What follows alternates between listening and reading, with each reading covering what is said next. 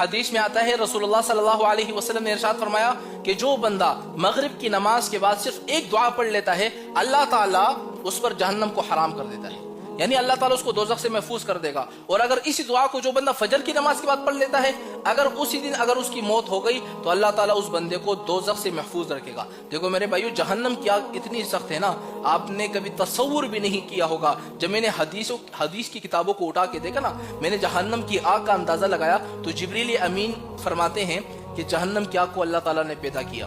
جب پیدا کیا نا، 1000 سال تک اللہ تعالیٰ نے جہنم کی آگ کو بھڑکایا، اتنا بھڑکایا کہ جہنم کی آگ جو ہے نا سرخ ہو گئی۔ پھر اللہ تعالیٰ نے 1000 سال تک اور بھڑکایا، اتنا بھڑکایا کہ اس کی آگ زرد رنگ کی ہو گئی۔ پھر اللہ تعالیٰ نے 1000 سال تک اور آگ بھڑکایا، اتنا بھڑکایا کہ اس کی آگ سیاہ رنگ کی ہو گئی۔ اب جہنم کی حالت یہ ہے نا کہ نہ اس کے شعلے ابھی کم ہوتے ہیں، نہ کبھی وہ بجھتی ہے، اتنی سخت آگ ہے۔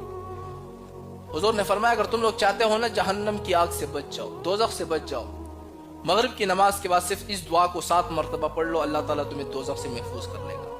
وہ دعا کون سی ہے میں نوجوانوں؟ جہنم کی آگ بڑی سخت ہے، اس دعا کو اہتمام کے ساتھ پڑھو۔ مغرب کی نماز جب آپ پڑھ لیتے ہو نا، اس دعا کو صرف 7 مرتبہ پڑھنا ہے، زیادہ نہیں۔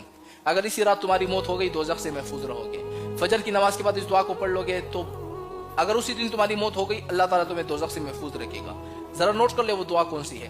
اللہم اجرنی من النار، کتنی مختصر سی دعا ہے، یعنی تمہارے 2 سیکنڈ لگتے ہیں ایک دفعہ پڑھنے میں۔ اللہم اجرنی من النار 7 مرتبہ مغرب کی نماز کے بعد پڑھ لو، اگر اسی دن تمہاری موت ہو گئی اللہ دوزخ سے تمہیں محفوظ کر دے گا۔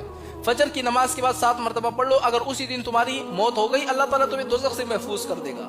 کتنی آسان سی دعا ہے۔ آئیے آج سے ہم